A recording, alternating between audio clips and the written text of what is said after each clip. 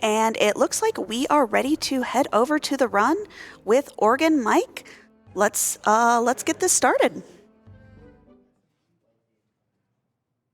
All right, back again.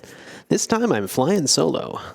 In the first four-person RPG of the series, we actually get to build a party in this one. So I'm going to need some names, and I see two genders got a tie, so I think I'll just split them between those two genders. I don't want to offend anyone whose name might have been chosen. So do you know if there's someone who would be upset at being a male or upset at being an other? I unfortunately do not know that. Okay, we'll just go down the list. So first, second, third, fourth, male, other, male, other. All right, we're going to organize ourselves a party. We're going to examine the register just to show that it is blank. We have no characters built yet. We're going to create a character in entry number 1. And what is our top name on the list? Our top name is, again, Francis. Francis. Beautiful. Francis is just going to keep coming. Francis is going to be a male, fuzzy wizard. Actually, real quick, yes.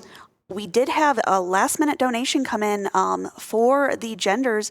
We do have 2 others, 1 female and 1 male. 2 others, 1 female and 1 male. Okay, so we will go other, female, male, other then. So I will blank this character out. We'll do that again. So this is still Francis. So sex, other. 1985. So anyone who says that non-binary genders are a new thing, 1985, we had it in role-playing games. So fuzzy wizard, 5, 15, 25, and 5. To explain, fuzzies are, if you look in the instruction booklet, basically Ewoks with the serial numbers filed off. Anyone who doesn't know what that is, I don't know what to tell you. They're about Charlotte's height and hairy. So that is our first character. We're going to create an entry number 2. What is our second name on the list, Alicel? Our second name is going to be Terry Funk. Terry Funk. And that is capital T, capital F. Capital T, 1 word or 2? 1 word. Terry Funk. And this character will be female, also fuzzy wizard. 5, 15, 25, and 5. Dexterity affects how often we hit. Strength affects how much damage we do. Intelligence gives magic points for wizard types. There are 2 types of spellcasters, wizards and clerics. Number 3 on the list, please. Number 3 is going to be Kingston. Kingston will be our male. The race on this one doesn't matter. I just picked fuzzies for consistency. This is a druid. Druids can use both wizard and cleric spells, which is why we need them. Entry number 4, please. Entry number 4 is Rindude. Rindude, all 1 word. Rindude, our final other. Druid. I also like the funny image of 4 Ewoks running around a fantasy world. This is the first one in the series that also very, very tightly ties itself to the fantasy genre. The first 2, of course, had spacefaring. This one does not send us into space. So just to examine our register now, we could create up to 20 characters, but we can only take 4 out at a time. So we form the party. We have to know who's in what place. So if we look, we can look at an individual character's entry, but we can examine the register. Those now have 4 stars next to them, showing that they are part of the party. So we go back to the main character. We can return to the view and watch this, but we're not going to. We're going to journey onward, which is going to start the game. We're going to be doing 1 major glitch in this, and do we know yet if we're killing Lord British? As of right now, we are not killing Lord British. When does that close? We have about, I would say, 5 to 10 minutes. If there is time and the incentive gets beaten later, I can go back and do it. But we've got about 5 to 10 minutes of the opening grind to do it. I will also note that I'm carrying a stylus in my hand in front of me. I don't think it's visible. It's not visible on camera. I have a tablet. All I'm doing is taking notes as to items I pick up. That's important because it makes selling them way faster if I know what they are. All right, we're going to get this thing going. Here we go. 3, 2, 1, let's go. First thing I'm going to do, 17 steps to the south. You'll notice my magic points are going up with every step. You may have also noticed the druid's magic points went up faster. That's why we picked druids. I'm going to turn the volume off. That should be the last time we hear any noise. If you want to see what I'm in now, I'm in a dungeon. That's a light spell. It wears off as soon as I run into the wind. And here's what I'm dealing with. These are treasure chests. I'm using the cleric spell B, which opens the treasure chests. It can fail. So I'm going to open these up. I'm I'm going to open these treasure chests. There we go. And then I'm going to use wizard spell E, which moves me up a floor in the dungeon. And since I'm on the top floor of the dungeon, it moves me out. All right, so cleric spells are the only requirement for casting spells. Do you have enough magic points for it? Magic points. Oh, there's a sling for 4. Boom. Oh, hello. That's got to be in editing mode. Okay, let's give it. There we are. The only requirement for casting spells that you have the magic points for it. Here's a random encounter. We'll cast a Ripon spell, which can randomly kill trolls. And we'll just beat them up with magic missiles. We'll wait a turn so I've got the points because they left behind a treasure chest. Boom. All right. If I get a fight that I can't beat that quickly, I will reboot. That one didn't come out. There we are. Boom. This is also the first game. Oh, I was talking about spells, wasn't I? I get distracted easily because distracting things happen. The spells run from A, which costs 0 magic points, to P, which costs 75. The amount of spell points you have, I don't have to write down cloth. The amount of spell points you have is based entirely on your stats.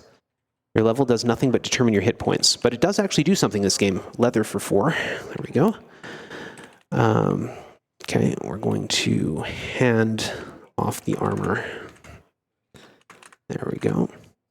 And we've got the spell points there. And pure wizards and clerics get spell points equal, or maximum spell points equal to their stats. So our wizards who have 25 intelligence have a maximum spell points of 25.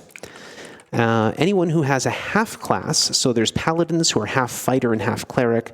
There are bards, larks who are half, I think they're half wizard and half thief. Whatever the case, I don't remember all the classes. I remember the ones I need. I could also get the chest, but I don't want to do that. That's how you get traps triggered on you. That's why I use the Apar Unem spell, which doesn't trigger the traps. Druids are both cleric and wizard, and the compensation for that, they do get half the spell points of the class of the higher stat. So you would think maybe I should do 25 and 15 instead of that. Hello, there it is. But the difference is, whatever the lower stat is, that determines how often they get double spell point recovery. So you'll notice on every 4th turn, the druids are getting 2 spell points and not just 1, where the wizards are only getting 1. So that's why, since with the clerics types, we're using the bottom of their spell list a lot more than the top of it. It's more important to have druids very quickly getting a small number of magic points back, rather than a powerful cleric getting a large number of spell points back slowly. I hope that all makes sense, because I really don't want to go through it again. Let's see here. We're not finding a lot of equipment, which is fine. I then get some. Makes my note-taking easier. What I'm actually doing, I have to do this, I'm picking up those treasure chests, I have to do this about 40 times. I need a bunch of money. So much like the last game, money is important. It's how we raise our stats in this game. It's also how we're going to get a boat. Oh, Pontori failed. Pontori, if it had worked, would have cleared off some or possibly all of those undead. By fighting on the first floor of the dungeon, we're only going to fight orc types and undead types. The game often has multiple types the game does have multiple types for every, I hit the wrong button, for every sprite. So undead types, I'm going to turn here till I have enough points to get out, because it's 20 points to cast the exit spell.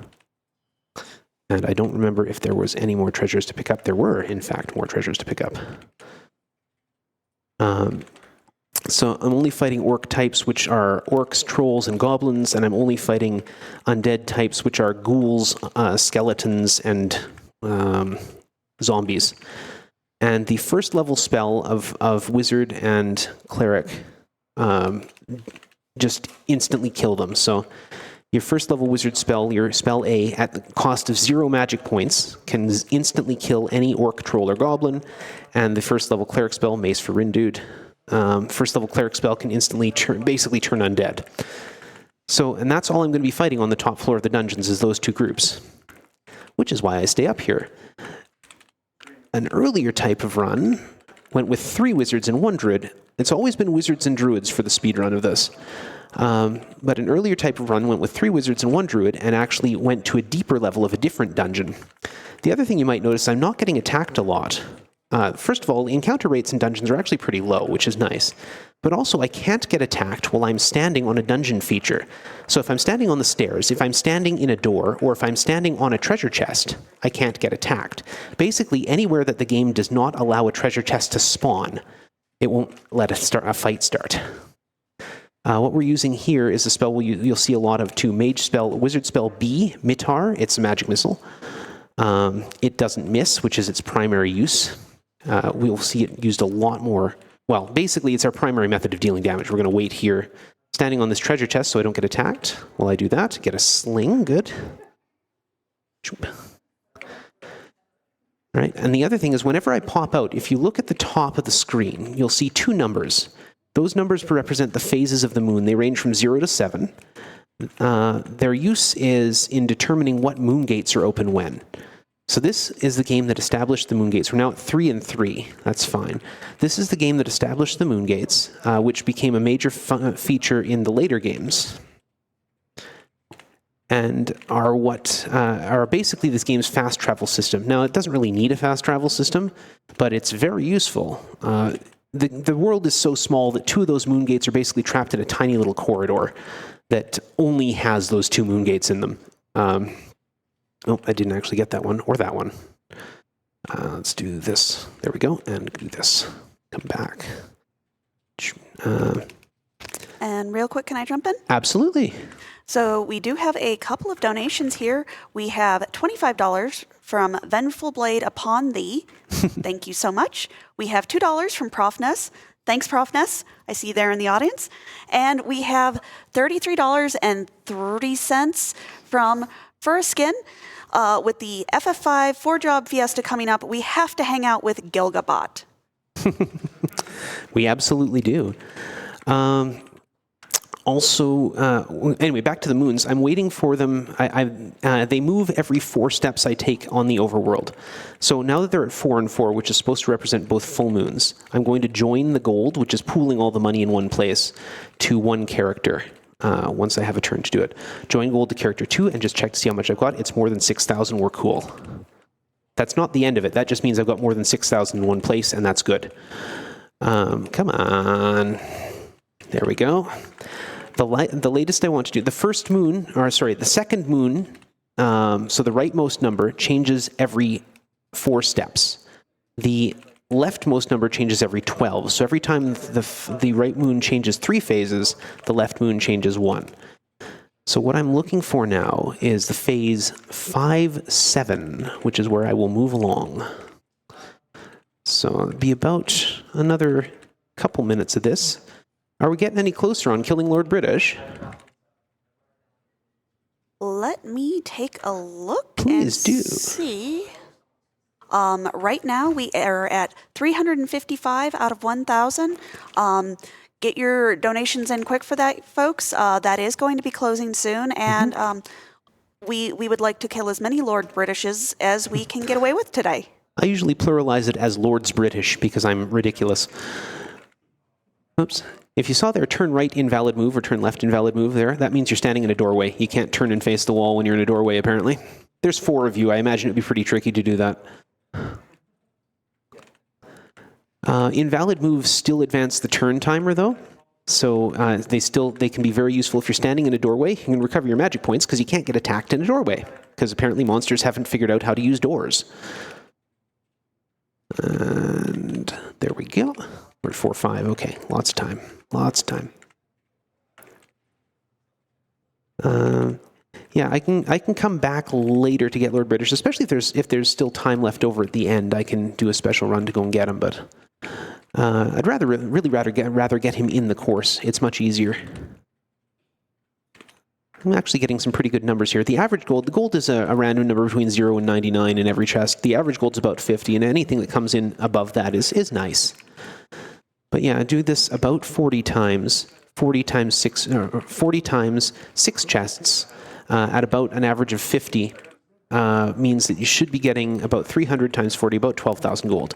We need one character to have 6,000. Anything above and beyond that makes everything easier. That's why I keep going, hello, chainmail. These are wizards and druids. They don't use weapons or armor. They're currently naked and wielding their bare fists. And that's how it's going to stay until we get exotics. All right, that's a bow. So all these things are sellable, which is why I am writing them down. Because the game doesn't give me a list of what I have when I go to sell them. I have to know what I have. And it's way faster if I don't have to check. So, leather armor for Rindude. So yeah, the couple extra moments it takes me to put a tick mark on a spreadsheet is well worth my time. There's 5-7, okay. And I can actually go to 5-0, but just in case something weird happens. In all my practice runs of this since I got here, this game has been very rude to me. It's been beating me up in strange and unusual ways, so I'm taking as much safe as I can. Okay, we're going to walk, okay, to here, yeah. Isn't that how it always goes at a marathon? 1, 2, 3, 4, 5, 6, 7, 8. Now there's a town that's going to show up right there. It only appears when both moons are new, so 0, 0. All right, and we're going to walk up here, and we're going to talk to the armor salesman. We're going to not check the list. We're going to sell. And if I try and sell something I don't have, he says, "You don't own one of those," and then just kicks me out of the conversation, which is why I take a list. Because I can do that and just sell all the cloth I have. Tool transact 4. No, sell 3 leathers and all the cloth I'm holding. There we go. And that gives us a whole bunch more money. The reason I joined all the money to character number 2 is so that I'm not going to overflow the money. Now, in this version of the game, if you try and sell something you don't have, and it would put you over 10,000 gold, it just says no room and kicks you out of the sales setup. Which is fine. If you try and join more than, it says no more room, right? In the Commodore version, which I grew up with, it would just roll your money over, which is bad. We need to buy keys. We need to buy 8 keys. You know what? I'm going to assume that chat's going to come through and we're going to eventually get that Kill Lord British incentive met. I'm going to buy 10 keys. I'm going to purchase powders, which stop time. I'm going to purchase 12 of those. And I'm going to purchase gems because the game has been rude to me. Normally I get 6. I'm going to get 8. All right, we're going to come up here, and we need horses, but paying for them just doesn't seem right. We're just going to unlock this door, talk to this merchant who says, "Eat death, scum," and we're going to, do that. Now, the guards here, they don't care who started a fight, so they're just going to come after me. But that's all right. We're just going to grab these 2 treasure chests, board a horse, and we're going to spend 13 steps, 1, 2, 3, 4, 5, 6, 7, 8, 9, 10, 11, 12, 13, right there, and we're going to walk around the outside here. Hostile creatures like in Ultima 2 move towards us in a straight line, unerringly. What this means is that by standing in that spot and passing 13 turns, the guards are all in this armor shop over here. If I stand here, they'll start to show up, right? They're all against that wall. Or are they in the weapon shop? Well, whatever. They're nearby. We don't want to fight the guards yet. We're going to fight guards later as part of a safety strat, but we won't take care of them right now. I can't fight them yet. I could fight them. I would lose badly. All right, we come all the way up here. We go over here. This is the Castle of Lord British. This is right where we started. If we are not killing Lord British yet, I'm assuming. We are not at this point, but get those donations in. I have faith. Okay, I have given Francis no food. So Francis is going to take starving damage every so often. I've passed all of Francis's food to Terry Funk. All is well. Normally we would be attacking one of those jesters to kill Lord British. We're not going to do that. This guard will follow us, but he's not angry with us. Now, in order to understand what's going to happen, we're going to do the boat glitch. The boat glitch requires you to know a few things. First of all, you can save in this game. That's an important feature. When you save, the game will, I'm going to attack the guard, the game will save the status of all 20 characters, as well as the location of the current party on the world map. But it's only on the world map. You cannot save on a sub-map. The game also auto-saves. There, character 1 was killed. We'll close that off. You cannot save on a sub-map. But the game also, in order to prevent save scumming, I'm going to try and avoid the noise here. In order to prevent save scumming, the game auto-saves whenever you whenever a character dies, but it can't save on a submap. One of the important details when it saves is, are you on a boat or not? So, I was on the main map, I entered Lord British's castle, it auto-saved, I got one of the characters killed while I was on a boat, but it can't save in Lord British's castle, so now I am on the overworld with a boat. Voila, the boat glitch. That's the basics of it. And it saves a huge amount of time, because otherwise we're waiting for a random spawn of pirates, which could happen at any time. I have waited over half an hour for a spawn of pirates. This is the only Ultima game I currently play with glitches. I will never play it without. It's just way too much time. You'll also notice that I'm healing Francis's dead body. If you look at the top right of Francis's info screen there, it says D, he's dead.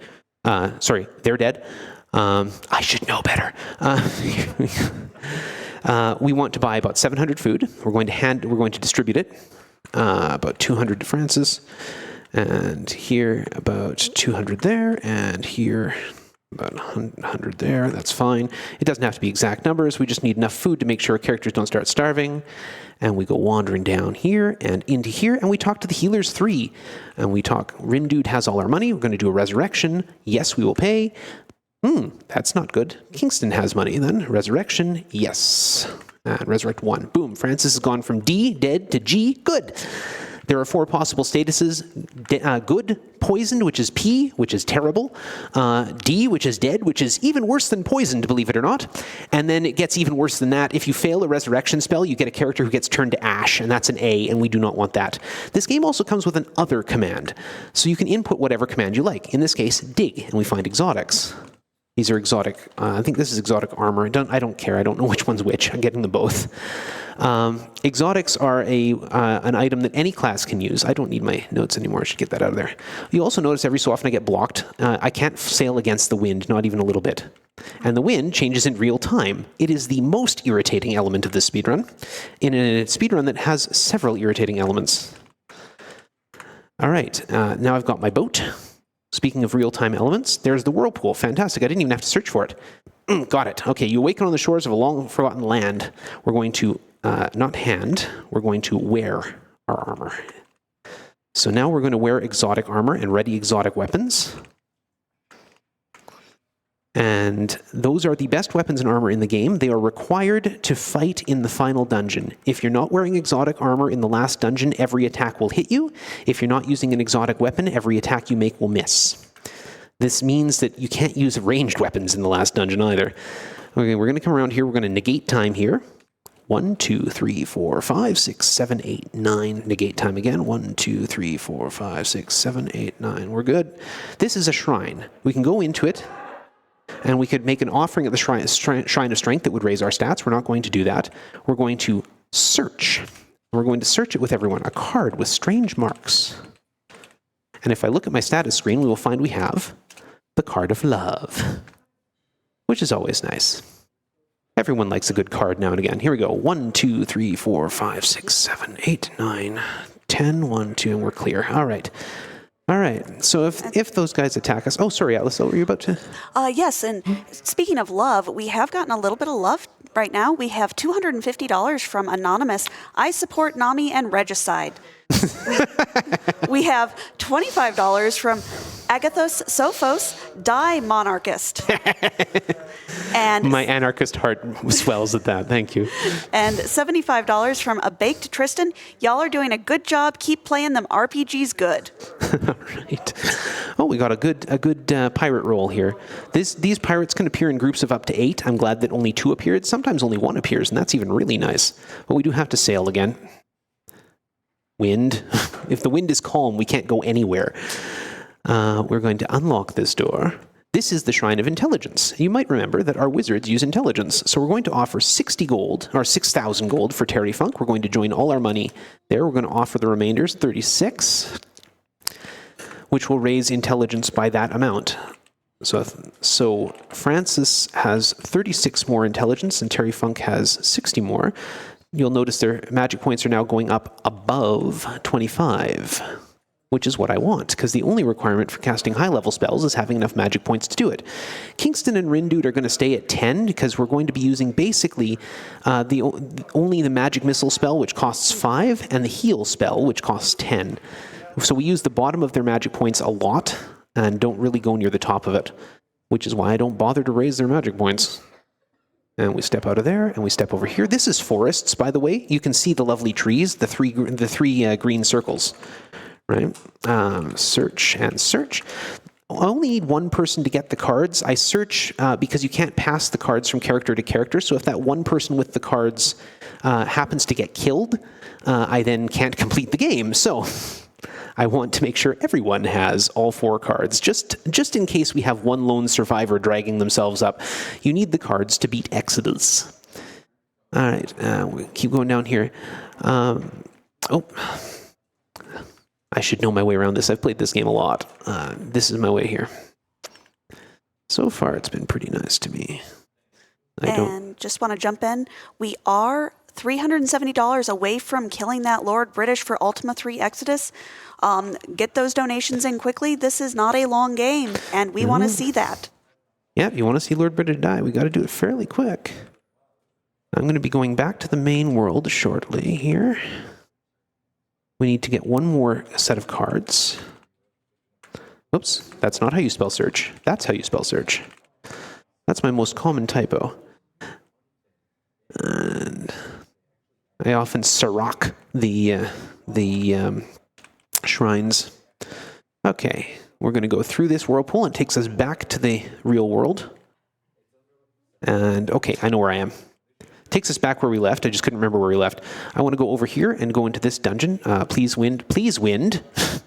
All right, into this dungeon here. This is the Dungeon of the Snake. We're going to use Door Akron, which is a 15-point spell, which drops us a floor. If you look at the level counter there, level 5, level 6, level 7, level 8. We're going to peer at a gem, and I'm going to do some quick counting.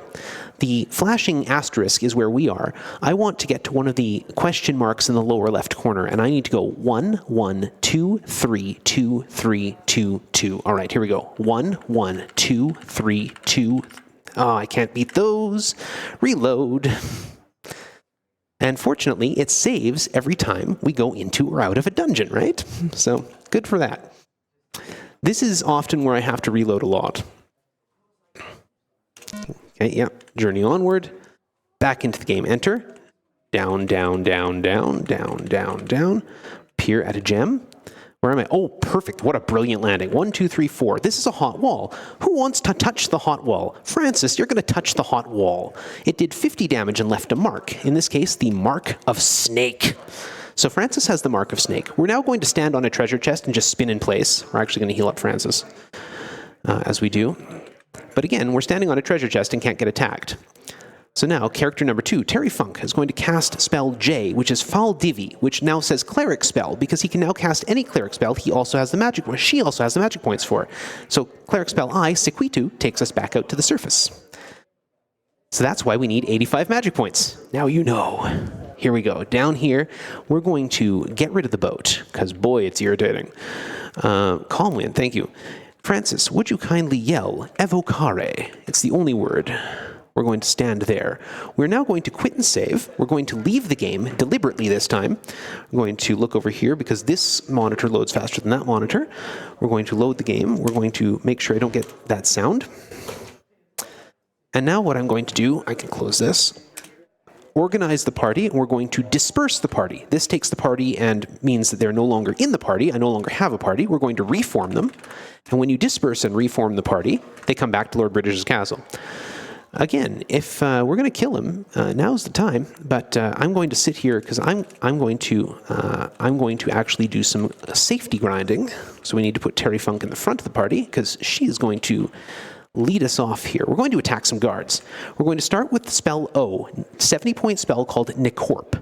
Nicorp is a spell that does not miss. You saw it flicker on every last one of them. It reduces every target in the fight to a single hit point. And Magic Missile also doesn't miss, and always does at least some damage. So bows and other similar things can both miss and can sometimes do 0 damage. So this is how we do a quick safety grind. And I'm using the board command because the game does not buffer bad commands. If I were to use the space command, the pass turn command, it would buffer all those commands, and I could easily get myself in trouble by overrunning the number of buffering I need. Okay, so Francis has made level 2. Good. That second space generally gets 3 guards. The first spot gets 1, and the 2 in the back get 2. The guards are worth 15 experience points each, which is why I kill them. Anything else worth 15 experience points has a serious chance of doing a lot of harm to me. So this is the fastest grind. I used to always grind to level 5 when I first started doing this run. Then I started grinding to level 3, which is where I'm going to go with this. And then nowadays, when I do this run looking for PBs or world records, I grind not at all. I go in with 150 magic points or hit points, and you will see when we get to Castle Fire why that's a bad idea. But I do it anyway because it's fun. I mean, all of this is a bad idea, really. And we do have some more towards the takeout Lord British. We have $100 from Dolewolf, down with the nobility. You're here. And $25 from Lord Bob Bree. As a lord, I support this elimination of his lordship. Intranecine fighting in the nobility. I love it. Is that it? No more? That's okay. We got a couple more minutes while I'm doing the grind here. And that puts us at $245 away. We are at $755 out of 1,000. Come on, y'all. We can take out this Lord British. Down with the lordship. Yeah. The tyrant British must meet his end. I can't remember what game he's referred to as the tyrant British by someone who doesn't like him, but okay. Francis is at level 3 because Francis is in the high experience spot. But unfortunately, Francis doesn't have enough magic points to cast Nicorp, which would have been nice because then I could have switched them to spot number 1. But such is life. We're actually going to put Terry Funk in spot 2, which is going to make things weird, but we're going to do it anyway. Pass the first turn, and Nicorp. Francis doesn't actually need to do anything here. We're getting there, we're getting there. Who needs... Okay, Kingston does not need another kill. Rindu does. This gives me a chance to explain how the game prioritizes attack order. I mean, the order is obviously set for the fight, like who gets their turn when. And much like in Ultima 2, enemies can attack on the diagonal, whereas I cannot. The enemy will always choose the person on the list who's highest on the list to attack. So if it has a choice between character 1 and 2, the character will always choose character 2, or character 1, rather. If it has a choice between characters 2, 3, and 4, it will always choose character 2. Again, I hope that makes sense. Okay, Terry Funk, how close are you? Ooh, 164, okay. But you're the one who has the Nicorp spell. All right, we'll make this work. 164, I need to kill 3 guards. Hello, fighters. Oh, that's a lot of you. We'll start with a Noxum, that'll help. And just want to pop in, we have met that Lord British incentive. Hey! We have a $245 donation from Profness. Thank you so much. And a $100 donation from Lakey. Sorry, y'all. I'm Southern. With $100, had to donate again because regicide is fun. Down with Lord British. Down with Lord British. Here. All right. So we will. When I go to get my levels, I will go and take out Lord. Yeah, we'll do that. We'll do that. We'll go and get our levels. All right, so in order to kill Lord British, I'm going to do... okay, no, we're not going to get our levels. We're just going to kill Lord British here, because that's not going to work out. So the first thing we're going to do, we're going to kill a jester. Attack the jesters. Lord British joins his guards in being an aggressor now. We're going to stop time. 1, 2, 3, 4, 5, 6, 7, 8, 9, 10. We're going to pass turns till Lord British gets to that door. Okay, we're getting tight here. That's right, I'm on a horse. I can move twice as fast as they do. That's the point of getting a horse. I forgot to mention that. The horse moves twice as fast as NPCs. Anytime I'm doing a move command, if it's an odd numbered turn, the enemies do not move. That's great. I forgot I was on a horse. All right. Now, Lord British cannot be beaten in normal combat, but Lord British is not immune to ship cannons. So here we go. We're going to come up here. We're going to find Lord British. Where are you, buddy? Richard, where are you? Here he is. And we're going to fire cannons on him. Lord British is destroyed. Hey! All right. Now we're going to close that out. because if I leave my horse there, I won't have him for the last fight, and I need him. All right. Oh, I think I launched it twice. Yeah, I think I opened it twice. That could be annoying. Yeah. Okay, no, I think we're good. We'll just full screen that so y'all can see what's going. Hello, full screen? Okay. Try again. Computers, I'm telling you. All right. Now, this time we're actually going to go in and talk to Lord British and get our levels. Turn the volume off. Enter the castle. Yeah. Okay. So we're going to leave Terry Funk at level 2. That's fine. So again, the horse moves twice the speed of NPCs. That's important to know for the final castle. Welcome, my child. Thou art greater. Thou art greater. Every time he gives us another 100 max hit points, you'll also notice the cheapskate doesn't heal us. So our hit points are going to slowly go up. That's all right. I've got other ways to deal with that. We're going to head over to a dungeon called the Pyrenean Depths. It's over here. I'm going to reorder my party so the right people are in the right place. Terry Funk is the one with all the... Yeah. Okay. So the Pyrenean Depths are up here.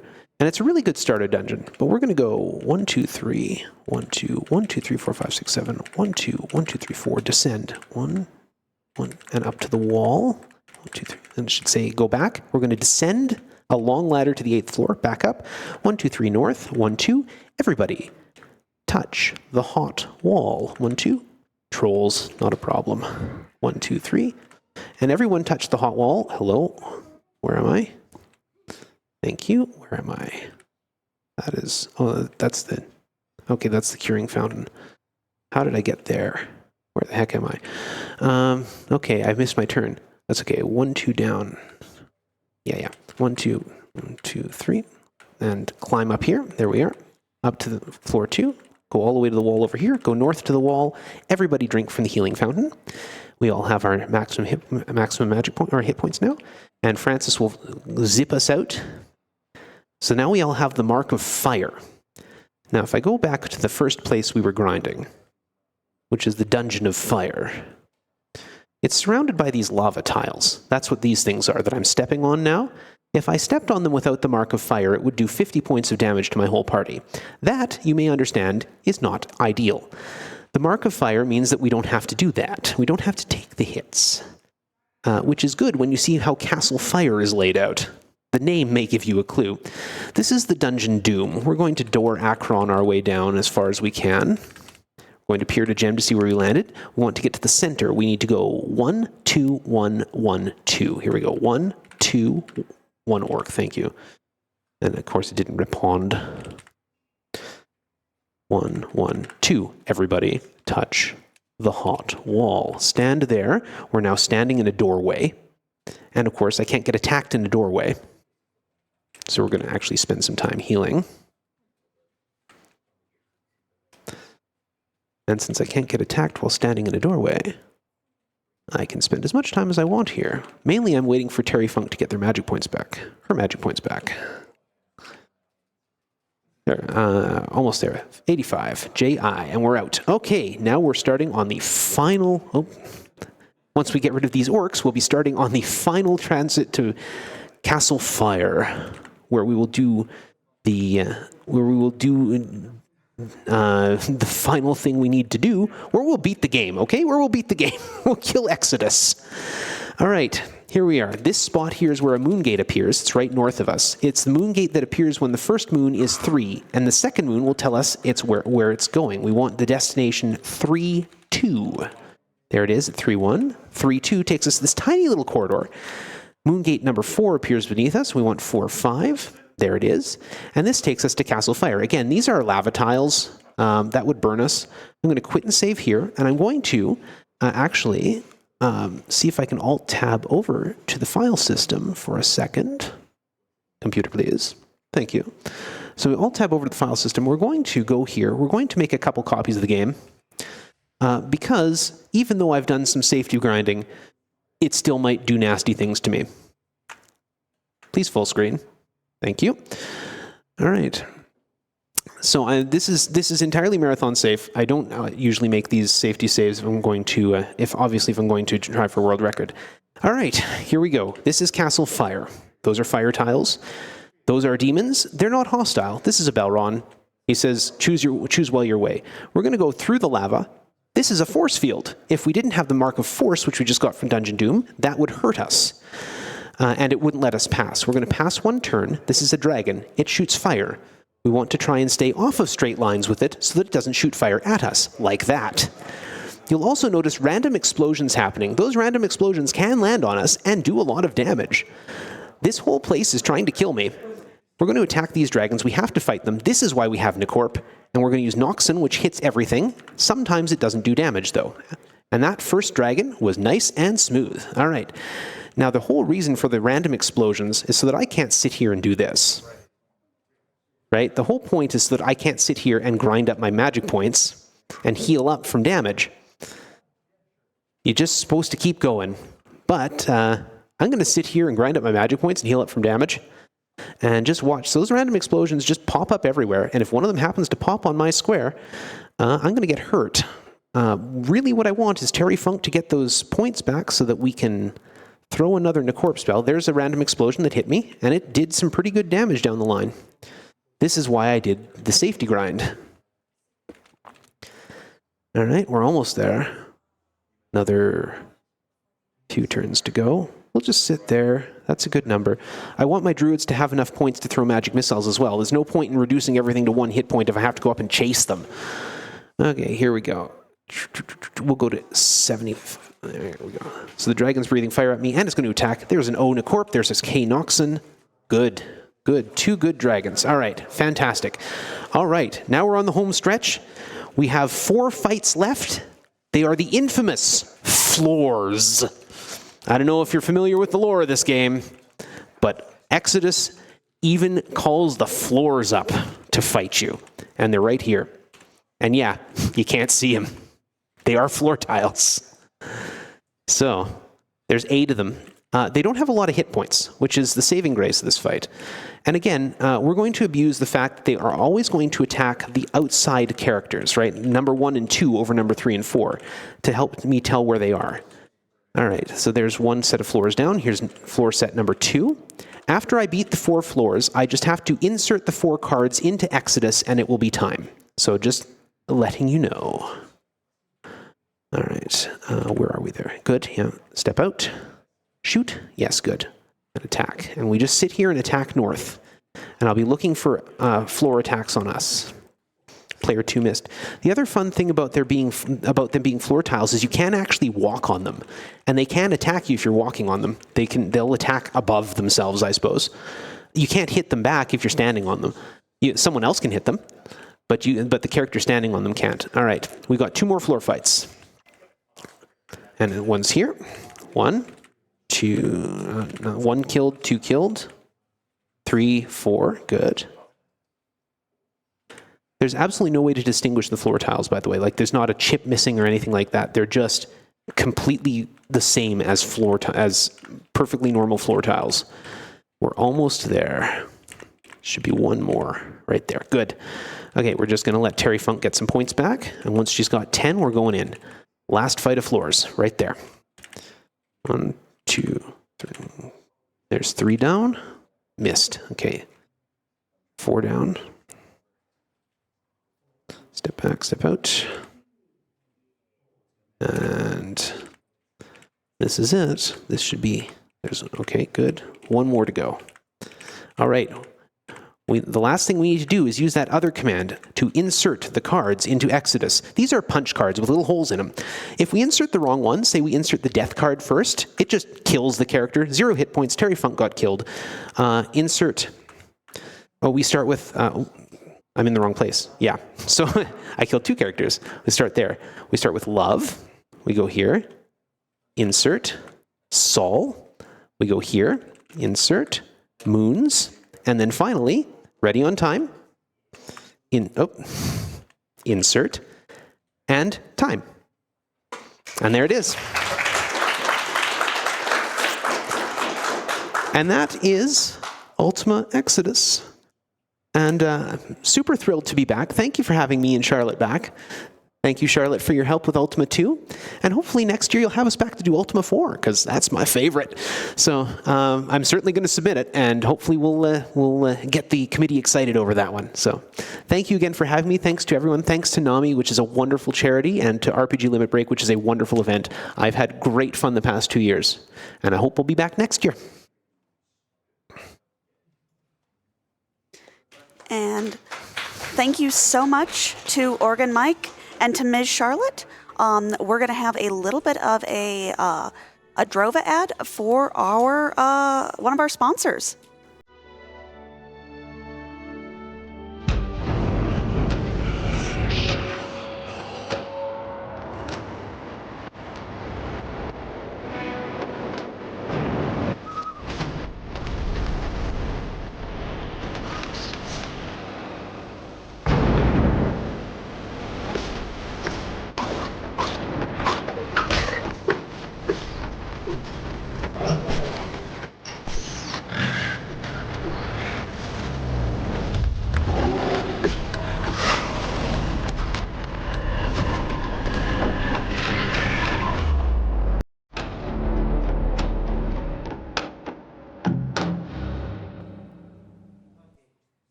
And that is going to be it for me, y'all. Again, I've been Alicel, but I am going to leave you into the awesome hands of Hebbings. I hope y'all are enjoying NAMI, or RPG Limit Break, supporting NAMI. It's been a pleasure, y'all. Heart, y'all are awesome.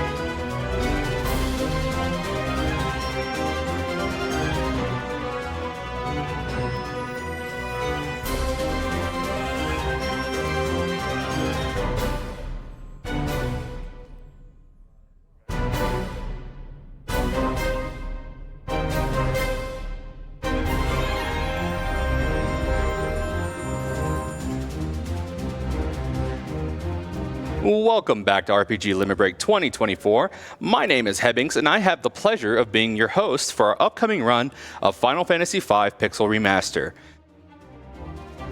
While we're getting set up here, I do want to go ahead and remind you, chat, we have 2 awesome incentives to meet before the midpoint and the end of this run. The first one is Fight Gilgamesh. We're currently at $288 of $1,500. So if you guys want to beat up Greg multiple times, every time, get those donations in. Also, by the end of the run, you have until then to get the incentive met for Fight Omega. I want to see Omega go down. I've died too many times at Super Boss chat. So we're at $215 of $1,500. Let's get those donations in. I know y'all could do it. And while we're still getting set up here, it looks like we are going to go ahead and throw it over to Vonnie for an interview. Take it away, Vonnie. All righty. Hello, everyone. My name is Vonnie Vaughn. You've seen me a few times here this week, but I have the pleasure today of being here with Steamed Hams and Cheese, who is going to be running Neutopia 2 later this evening. So Steamed, how are you doing today? Wait a minute. I thought you were running Neutopia 2. Aren't I doing the interview? I'm supposed to be interviewing you. Oh, I'm just so used to being in this chair. Let's just. Oh, God, sorry. Here, just excuse get by. me. Oh, my Excuse me. bad. Oh, my goodness. You're stepping on my cord and everything. Oh, jeez. Oh, man. I think we're good. Oh, boy. Oh, boy. All right. Okay. All right. I think we're good. All right. All right. Can we start over? Yeah, go ahead. All right. I'm Steamed Hams with Cheese. I'm here interviewing Vonnie. He's going to be running Neutopia 2 at this run. Yes. So, tell me, what got you into speedrunning Neutopia 2? What got me into speedrunning Neutopia 2? Yeah. Well, so this might be hard to believe, but when I was a kid, I actually owned a TurboGrafx 16. I know, there were dozens of us across the country that had them. And so I actually played on the TurboGrafx 16 growing up. And one of the games that I had was Neutopia. I'm kicking myself because I wanted to bring the actual Who card that I had when I was a kid. I still have it.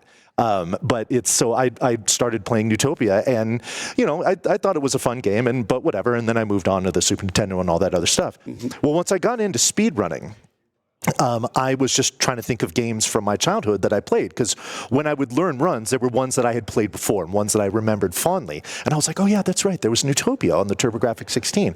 Played it a little bit, and I was like, okay, it's kind of cool, whatever. And then there was an event that's still going on, but it was bigger back then. It was called the 12-Hour Challenge, where you essentially sat down, and over the course of a day or a weekend, you spent 12 hours trying to learn a run from beginning to end and see how well you did. And so I chose Neutopia. And it went okay, but I was like, I feel, you felt like there was more meat left on the bone. Right. So I was like, let me really dig into this. Now, here's the thing about Neutopia. It basically had no active community at all. So as far as trying to bounce things off people, questions, anything like that, I didn't really have that. So a lot of that I kind of just had to figure out on my own. And what was a really cool experience was doing a lot of the routing, doing a lot of discoveries and the new tech and all that stuff myself. And then I just started chipping away and chipping away and chipping away. And Neutopia was the very first game where I took an established world record.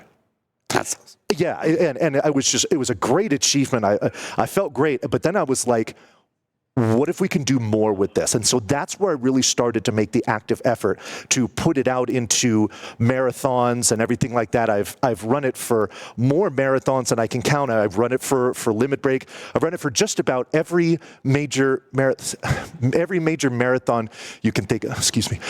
I'm so quick. But other than that, I've pretty much done it all with it, So yeah, it's been really cool. And then I was like, okay, well, what's the next horizon here? The game has a sequel.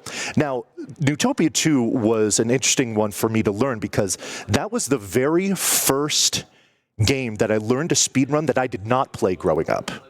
Pretty much everything else I had learned up until then, I had some sort of nostalgia factor with it, because they were games that I liked. I wanted to speedrun games that I liked and games that I remembered fondly. But because of, I never had a copy of Neutopia 2 as a kid. Right. So that was kind of an interesting experience for me in trying to learn a whole new game from the ground up and do what I could with it. And it's one that I hadn't played for a while, and then I kind of brought it back, especially for this event, and boy, I'm glad I did. It's a really, really fantastic speedrun, and I'm really looking forward to showing it off here. That's awesome. Yeah. That's awesome. So tell me, how is it different from, say, because I know it's very similar to, say, other games like The Legend of Zelda. Excuse me. The Legend of Zelda is similar to Neutopia. That is a very, very important distinction. I will let it slide this once. Yes. Okay. Love of the word. Yes. Tell me, how is Neutopia superior to The Legend of Zelda? Oh, we don't have enough time here, Steamed. but give me a short run. Well, okay, so some of the things you want to look forward to, if you are a fan of those, the action-adventure top-down games like the Legend of Zelda series and Newtopia and things like that, some of the things to look forward to in the Newtopia run are a lot of the sprite work, the enemies in there. They're very colorful, they're very cute, they're very charming. It gives it a very unique feel when you're trying to go through this adventure game and save the world and all this stuff. Another thing that's really great about the game, and this is something, two big distinctions from the first game that make the speedrun so great, is that first of all, you can move diagonally, which is great. And then the other thing too is that as you are attacking or swinging your sword, shooting a weapon on, you can still move. And in fact, as you're swinging, you can actually change directions. So it makes the combat very fluid. It's almost like I'm doing a dance in certain places. The way that I'm maneuvering around enemies and assaulting them and defending myself at the same time, especially once I get an item that makes me move a lot faster. Like I said, it's very much kind of like a dance in some areas. Yeah. So nailing those techniques, which I really hope to do later on today, it makes it really, really fun to watch. And from what I've seen too, bombs don't injure you as well. No, they don't. Bombs take, forever to detonate, but we need a lot of them. So folks out there, if you're going to watch, give me your bless RNGs, because I'm going to need a whole lot of bombs. We always need very RNG. important. Always need RNG to come through. Yes. With the marathon though, I know RNG is hard to come by, but I think it will come through with you. Being the marathon, speaking of the marathon, and we're raising money here for NAMI, how does it feel personally for you to be raising money for such a great organization? It feels incredible. This is the sixth consecutive limit break that I've attended. This is the second one now where I have been a staff member for the event. I am the host coordinator, which is really, really cool because hosting is something I love to do. So to be able to lend my expertise to that and to all the folks that are here volunteering, also helping us to raise money for NAMI, we got to give all the hosts and volunteers a shout out here. It's really rewarding, and for me, the cause itself, as when it comes to mental illness, I have plenty of family members and friends who have experienced issues with mental illness. So to be able to come here year after year and contribute whatever I can, my time, my effort, and whatnot, to help raise money for such a worthwhile cause, it's incredibly rewarding. I can't really put it into words. Yeah, it's amazing. And just knowing from my own personal aspect, going through my own issues, it's amazing to see everybody come together. Yeah. And I mean, I've had my own issues too. I mean, goodness knows, I've definitely had mental health encounters, shall we say? So, but this isn't about me. No. This is about the greater good of the community and all of those who experience issues with mental illness and giving them the help and the resources that they need. Absolutely. And then we do things like speedrunning to help with that's cool, with all the frustration it's fun. Things. Yeah, it is fun. And if y'all watch it and donate money, it's even better. Yeah, absolutely. So tell me, what kind of incentives do we got going for the run? So we do have a naming incentive for the run, and I'll talk a little bit about that. Obviously, this is going to be cut off. We're naming the hero. It's going to be cut off at the very beginning. And I'll explain this during the run too. But so the protagonist of the first name, his name is Jazeta, and then the protagonist of the second game I'm running here is Jazeta's son.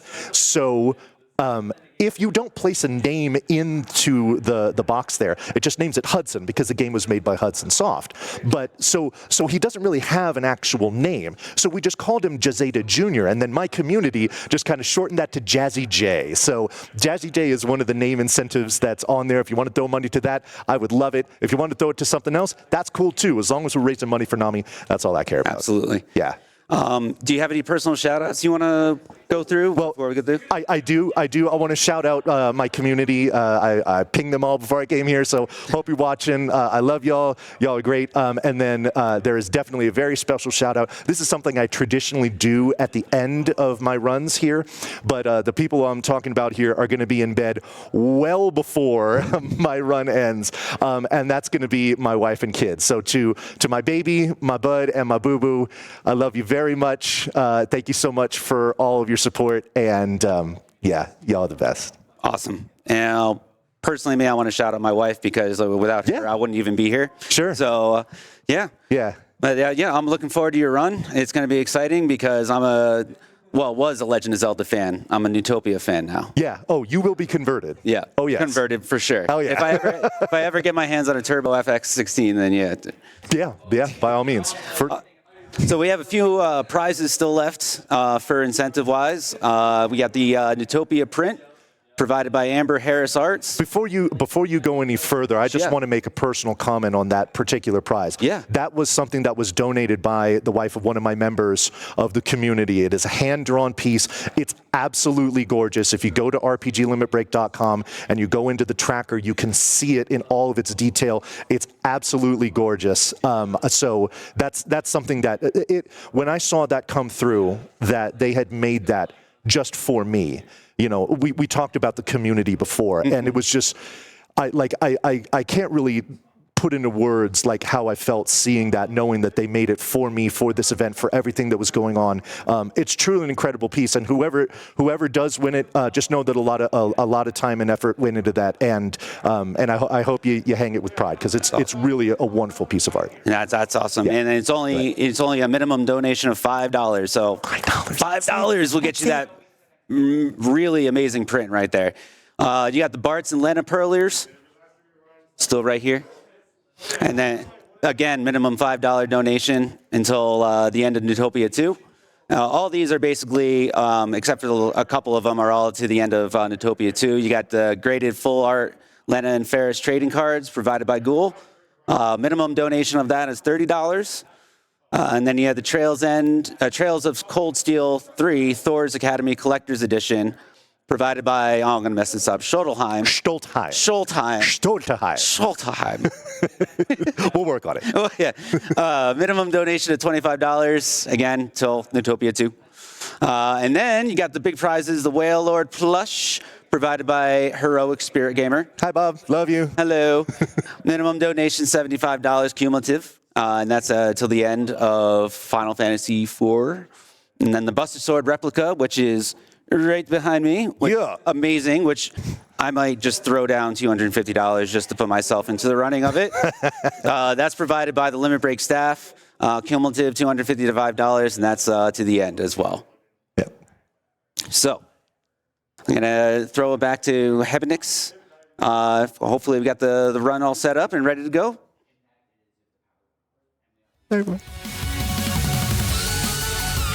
Chat, let's hear it for that amazing interview with Steamed Hams with Cheese and Vonnie Vaughn. Yeah. While we're still getting set up here, I do want to go ahead and remind you, chat, that we do have 2 incentives we need to meet. One is at the middle of the run before we get to World 2, or as we get to World 2, which is to fight Gilgamesh. We're at $288 of 1,500 needed to do all of those fights. And then by the end of the run, we need to meet the $1,500 mark to meet the Fight Omega incentive. We're at $215, chat, and I know you can get there.